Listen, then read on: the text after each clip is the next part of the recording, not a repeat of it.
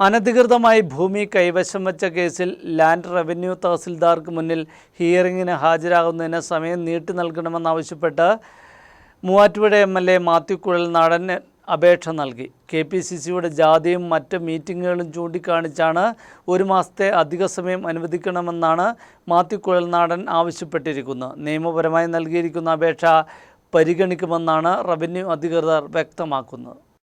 ചിന്നക്കനാലിലെ കപ്പിത്താൻ റിസോർട്ടുമായി ബന്ധപ്പെട്ട ഭൂമി കൂടാതെ 50 സെന്റോളം സർക്കാർ ഭൂമി അനധികൃതമായി കൈവശം വച്ചതിന് കഴിഞ്ഞ 27-ാം തീയതിയാണ് റവന്യൂ വകുപ്പ് മാത്യു കുഴൽനാടനെതിരെ കേസെടുത്തത്. തുടർന്ന് ഇന്ന് ലാൻഡ് റവന്യൂ തഹസിൽദാർക്ക് മുന്നിൽ ഹിയറിംഗിന് ഹാജരാക്കുവാൻ നിർദ്ദേശം നൽകി നോട്ടീസ് അയച്ചിരുന്നു.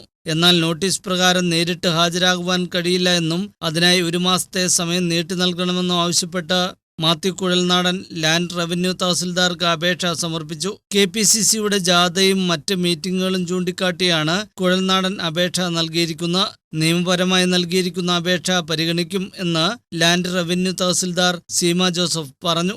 അദ്ദേഹത്തിന് ഇന്ന് ഹാജരാകാൻ സാധിക്കുകയില്ല എന്ന് പറഞ്ഞ് അദ്ദേഹത്തിന്റെ ഒരു പ്രതിനിധി ഇവിടെ ഒരു അപേക്ഷ സമർപ്പിച്ചിട്ടുണ്ട്. കോൺഗ്രസ് പാർട്ടിയുടെ ഒരു സംസ്ഥാന ജാഥ നടക്കുന്നതിന് ആ ജാഥ തീർന്നതിന് ശേഷം അടുത്ത മാസത്തേക്ക് വിചാരണയ്ക്ക് ഹാജരാകാമെന്നാണ് അറിയിച്ചിട്ടുള്ളത്. വേറൊരു ദിവസം വിചാരണയ്ക്കായിട്ട് നമ്മൾ അനുവദിച്ചു കൊടുക്കും.